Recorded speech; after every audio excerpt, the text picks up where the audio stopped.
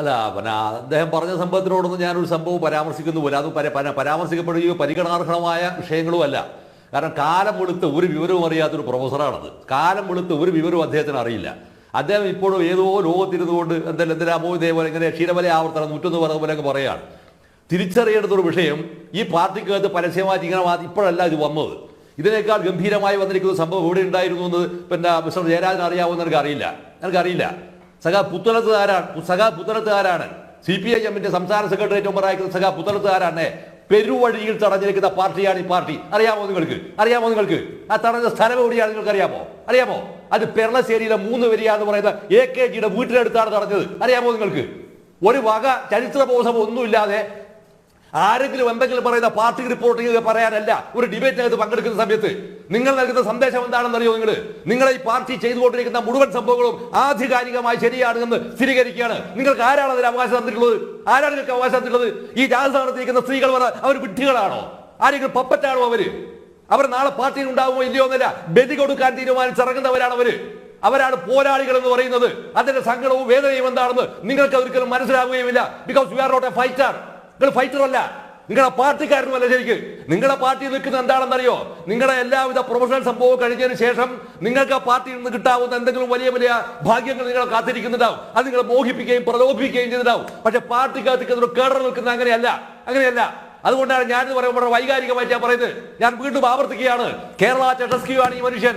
കേരള ചെട്ടസ്ക്യൂ, അദ്ദേഹത്തിന്റെ ഭാര്യ, അദ്ദേഹത്തിന്റെ മക്കൾ. ഞാൻ പറയട്ടെ, പ്രാക്കുളം ഈ പറയുന്ന പ്രാക്കുളത്തെ ലോക്കൽ കമ്മിറ്റിക്കാർക്ക് ഏറ്റവും പ്രധാനപ്പെട്ട ചർച്ച എന്തായിരുന്നു മിസ്റ്റർ ജയരാജ്? ആ ലോക്കൽ കമ്മിറ്റികൾക്ക് ഏറ്റവും പ്രധാനപ്പെട്ട ചർച്ച എന്താണ്? മുഖ്യമന്ത്രിക്കും മുഖ്യമന്ത്രിയുടെ മരുമകനും മുഖ്യമന്ത്രിയുടെ മകൾക്കുമെതിരായി നടന്നിരിക്കുന്ന അടിക്ക് സമാനമായ സംഭവം നടന്നില്ലേ ആ ലോക്കൽ കമ്മിറ്റിക്കകത്ത്? ബേബിയുടെ സ്വന്തം ലോക്കൽ കമ്മിറ്റിക്കകത്ത് നടന്നില്ലേ? നിങ്ങളിത് ലോകാര്യമൊന്നും അറിയില്ല എന്നാണ്. 10 ലോക്കൽ സമ്മേളനങ്ങൾക്കകത്ത് 6 എണ്ണത്തിൽ അടിയാണ് നടന്നത്. അവിടെ 6 അടിയാണത്. ഞാൻ നേരത്തെ ഉന്നയിച്ചൊരു വിഷയം ഉണ്ടല്ലോ, ഈ പറയുന്ന കരുനാഗപ്പള്ളിയിലെ ബാറിന്റെ വിഷയം. നിങ്ങൾക്കത് അറിയില്ലേ? കൊല്ലം ടൗണിനകത്തെ ബാറിന്റെ വിഷയം നിങ്ങൾക്കറിയില്ലേ? നിങ്ങൾക്ക് ആര്യങ്കാവ് തെന്മല ഭാഗത്ത് വരാവുന്ന സ്പിരിറ്റ് ലോബിയെ കുറിച്ച് നിങ്ങൾക്കറിയില്ലേ? നിങ്ങൾക്കൊന്നും അറിയില്ല എന്നതിന്റെ അർത്ഥം എന്താണെന്നറിയോ? നിങ്ങൾക്ക് കൊല്ലം ജില്ലയിലെ പാർട്ടിയെ കുറിച്ച് ഒരു മണ്ണാങ്കട്ട നിങ്ങൾക്കറിയില്ല എന്നാണ് അർത്ഥം. ഒരു മണ്ണാങ്കട്ട നിങ്ങൾക്കറിയില്ല. നിങ്ങൾക്ക് ഇവിടെ തിരിച്ചറിയേണ്ട വിഷയം എന്താ അറിയോ? ഇവരെല്ലാവരും തന്നെ ആർഭാടപൂർണവും അതിന്റെ ഭാഗമായവരാവുന്ന ആഭിചാരങ്ങളും ചെയ്യുമ്പോൾ, ഈ ആഭിചാരങ്ങളെല്ലാം ചെയ്യുമ്പോൾ ഞാൻ ഈ പ്രൊഫസറോട് ഞാൻ ഒരു ചെറിയ നിർദ്ദേശങ്ങളോട് ഞാൻ വെക്കുകയാണ്.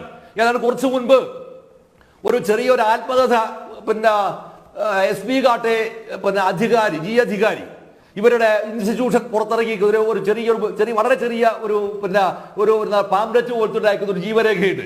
AB പ്രധാന്റെ ജീവരേഖയാണത്. ആ AB പ്രധാന ജീവരേഖക്കകത്ത് അവർ എഴുതി വെച്ചിട്ട് സംഭവം എന്താ പറയുക?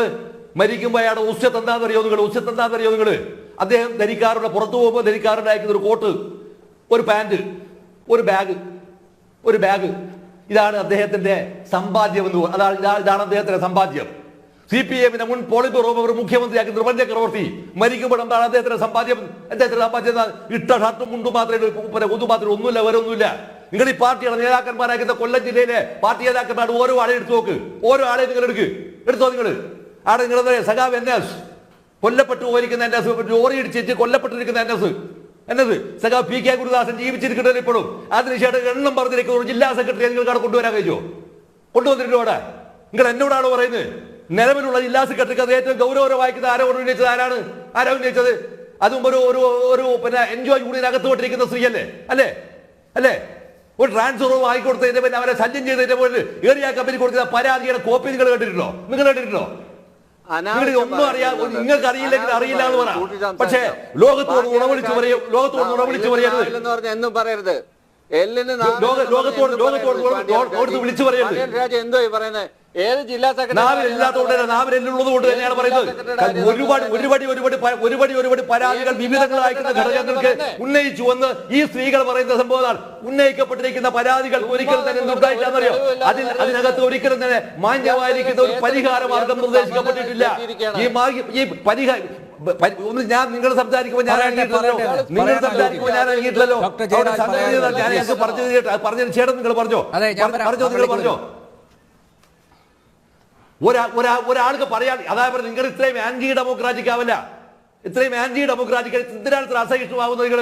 അവിടെ നിങ്ങളുടെ പാർട്ടിക്കകത്ത് കുഴപ്പമില്ലാന്ന് സ്ഥാപിക്കണം നിങ്ങളുടെ ഉത്തരവാദിത്തമായിരിക്കും. കുഴപ്പമുണ്ട് എന്ന് സമർത്ഥിക്കലല്ല എന്റെ പണി. ഞാൻ പറഞ്ഞത് പാർട്ടി ഇത്രമാത്രം അസംബന്ധമായ രീതിയിലേക്ക് വ്യതിചലിക്കപ്പെട്ടിരിക്കുന്നു എന്നതാണ്. പിന്നെ നിങ്ങൾ പറഞ്ഞേ പിന്നെ CPIM പിന്നെ സേഫ് ഫോറം ഗ്രൂപ്പ് പിന്നെ MU എന്നല്ലേ? ആ MU എന്ന് പറഞ്ഞ പാർട്ടി ഏതായാലും യുണൈറ്റഡിന്റെ പാർട്ടി ഏതാണ്? ഏതാ പാർട്ടി അത്? ആ പാർട്ടി എന്ന് പറഞ്ഞത് പിന്നെ VB ചെറിയാനുണ്ടാക്കിയിരിക്കുന്ന പാർട്ടിയാണത്. നിങ്ങൾക്ക് അതിന് കിലോമീറ്റർ ദൂരത്തോടെ നടക്കാനുള്ള ബൗദ്ധികമായി സംഭാവന കേട്ടോ കേട്ടോ. ചുമ്മാ എന്തെങ്കിലും വിളിച്ചു പറയാനാണ് ഇതിനകത്ത് കയറിയിട്ട്. VB ചെറിയാനോ നിങ്ങളുടെ പാർട്ടി സെക്രട്ടറി മുൻ പാർട്ടി സെക്രട്ടറി ഇപ്പോഴത്തെ മുഖ്യമന്ത്രിയാണ് പറഞ്ഞത് ഏതോ ഒരു ചൊറിയാൻ വിളിച്ചതാ. ഏതോ ഒരു ചൊറിയാൻ VB ചെറിയാൻ ന്യൂക്ലിയർ ഫിസിക്സിൽ റിസർച്ച് നടത്തുമ്പോൾ എന്നറിയാം അതിന്റെ കിലോമീറ്റർ ദൂരത്താണ്. അതിന്റെ ഒരു പാരഗ്രാഫ് പോലും വായിച്ചാൽ മനസ്സിലാവില്ല സാർ. ഇപ്പോഴും നിങ്ങളുടെ കേരളത്തിൽ ചീഫ് മിനിസ്റ്റർക്ക് മനസ്സിലാവില്ല. ഇപ്പോഴത്തെ സംസ്ഥാന സെക്രട്ടറി ഗോവിന്ദന് മനസ്സിലാവോ? ആളുകൾ സമതല തെറ്റിക്കാൻ പ്രകോപിതനാകുന്ന രീതിയിൽ സംസാരിപ്പിക്കുന്നതുകൊണ്ട് വിയോജിക്കാൻ നിങ്ങൾക്ക് എതിർക്കാം, അത് വേറെ വിഷയമാണ്. പക്ഷേ പാർട്ടിക്കകത്ത് കലാപം ചെയ്ത് പുറത്തു വലിക്കുന്നവർ മുഴുവൻ തന്നെ അധമന്മാരും മോശക്കാരുമാണ് ചിത്രീകരിക്കുന്ന ഇടപാടുണ്ടല്ലോ. ആ ഇടപാടെന്നറിയോ ഒരു ബ്യൂറോക്രാറ്റിന്റെ ലക്ഷണമാണത്. ഈ ബ്യൂറോക്രാറ്റുകളും പാർട്ടിക്കാരും ചേർത്തുണ്ടാക്കിയ പുതിയ വർഗമാണ് ബിലോ വഞ്ചിലാസ്, കമ്മ്യൂണിസ്റ്റ് പാർട്ടിയുടെ യൂഗോസ്ലാവിയൻ കമ്മ്യൂണിസ്റ്റ് പാർട്ടിയുടെ വൈസ് പ്രസിഡന്റ് ആയിരിക്കുന്ന ബിലോ വഞ്ചിലാസ് ന്യൂ ക്ലാസ്. ഈ ന്യൂ ക്ലാസ് ആണ് ഈ കേരളത്തിലെ പാർട്ടിയെ മുച്ചൂടും നശിപ്പിച്ചത്. ആ നശിപ്പിച്ചതിന് അമരക്കാരനാരാണ്? അമരക്കാരൻ കേരള റെസ്ക്യൂ ആയിരിക്കുന്ന നിങ്ങളുടെ കേരളത്തിലെ ഇപ്പോഴത്തെ മുഖ്യമന്ത്രിയാണ്. ഇതാണ് എന്റെ പോയിന്റ്. കൗണ്ടർ ചെയ്യാൻ പറ്റില്ല. കൗണ്ടർ ചെയ്യും. ചുമ്മാ എന്തെങ്കിലും പിടിച്ചു പറയാനാണ് നിങ്ങൾ. ശ്രീകുമാർ സാർ അമ്പു കൊള്ളാത്ത നേതാക്കന്മാരില്ല. പാണ്ഡ്യാൽ ഷാജി ഞാൻ വരാം ഒരു നിമിഷം. ശ്രീകുമാർ സാർ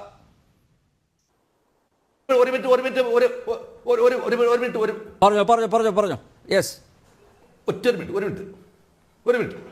ഇതിൽ മറ്റൊരു ഉദാഹരണം CPIയുടെ മുൻ സംസ്ഥാന സെക്രട്ടറി ആയിരിക്കുന്ന സഖാവ് പന്ന്യൻ എന്ന പാർട്ടി സംസ്ഥാന സെക്രട്ടറി സെൻട്രൽ കമ്മിറ്റിയിൽ സെൻട്രൽ സെക്രട്ടറി നിൽക്കുന്ന കാലമാണ്.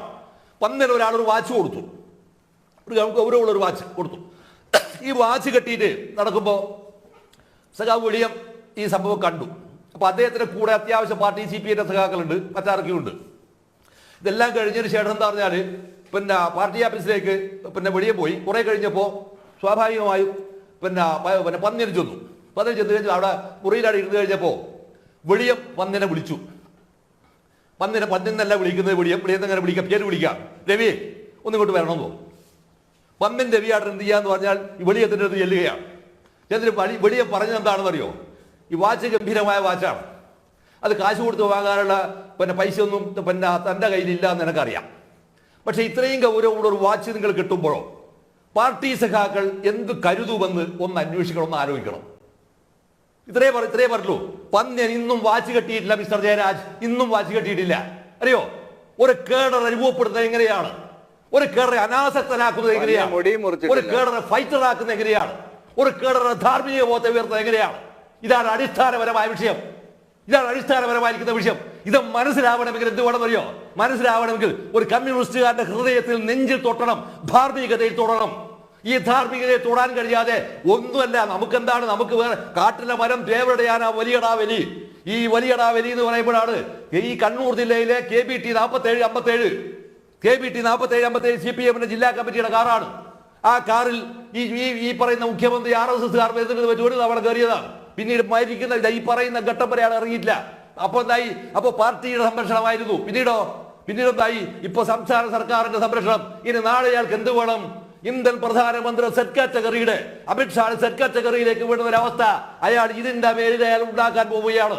മിസ്റ്റർ ജയരാജ് ഇതിന്റെ പേരെ ഉണ്ടാക്കാൻ പോവുകയാണ്. അത് എഴുതി കൊടുക്കാവുന്ന ആരുണ്ടാവുന്ന DGPമാരും ഈ കേരളത്തിൽ ഉണ്ടായിരിക്കും. അത് വേണം ഇയാൾക്ക്. ഇല്ലെങ്കിൽ കേരളത്തിലെ തെരുവോരത്ത് വെച്ച് ഇയാൾ ആക്രമിക്കപ്പെടുമെന്ന് ആരെഴുതും പുറത്തു പറയില്ല. പകരം അത് ഇന്റലിജൻസിന് റിപ്പോർട്ടാക്കി വ്യാഖ്യാനിക്കുകയും ഇതിനേക്കാൾ ആർഭാടപൂർണ്ണമായി യാത്ര ചെയ്യുകയും ചെയ്യും. അപ്പോഴും നിങ്ങൾ പറയണം ഇത് എവിടുത്തെ പ്രതിഭാസമാണ്, ഇത് ഓച്ചിറയിലെ പ്രതിഭാസമാണെന്ന് പറയണം. ഇത് ഓച്ചിറയിലെ പ്രതിഭാസമല്ല. ഇത് പാർട്ടി മുടിഞ്ഞ് അതിന്റെ ആത്മനാശത്തിലേക്കുള്ള യാത്രയിൽ, അതിന്റെ ആത്മീയ യാത്രയിലേക്ക് നാശത്തിന്റെ യാത്രയും കൊണ്ടാകുന്ന സ്വാഭാവികമായ തവിട് ഒടിയലാണ്. ഈ തവിട് ഒടിയുണ്ടാക്കുന്ന യാത്രയുടെ ആരംഭം കുറിച്ചിട്ടേ ഉള്ളൂ. അതുകൊണ്ട് ഒറ്റൊരു കാര്യം കൂടെ പറഞ്ഞിട്ട് ഒരു വരി കൂടെ പറഞ്ഞ് അവസാനിപ്പിക്കാം. അതുകൊണ്ട് ചെഷസ്ക്യൂവിന്റെ ഭാര്യയും എവിടെയാണുള്ളത് എന്ന് ഇപ്പോൾ പറഞ്ഞിട്ടില്ല. ജനം തൂക്കി എറിഞ്ഞതാണ്. ഈ എറിഞ്ഞവരെ കടലിൽ എറിഞ്ഞിട്ട് ആ 2 ബോഡിയും ഇന്നേ അവരെ കരതൊട്ടില്ല. മിസ്റ്റർ ജയരാജ്, ഇന്നേ അവരെ കരതൊട്ടില്ല. അതുകൊണ്ട് കാലവും ചരിത്രവും ബാക്കിയുണ്ടെങ്കിൽ നിങ്ങൾ ഈ പറയുന്ന ഓച്ചിറയിലെ പ്രതിഭാസമല്ലേ ഇത്? 14 ജില്ലകളിലെയും ഈ പാർട്ടിയെ പിടിച്ചു കുലുക്കും ഈ സാധനം. നിങ്ങളുടെ മനസ്സിൽ കുറിച്ചു വെച്ചോ. That is what is going to happen. ഇത് മാത്രമാണ് ഇപ്പൊ പ്രാഥമികമായ റൗണ്ടിൽ മിസ്റ്റർ നമ്പ്യാർ എനിക്ക് പറയാനുള്ളൂ.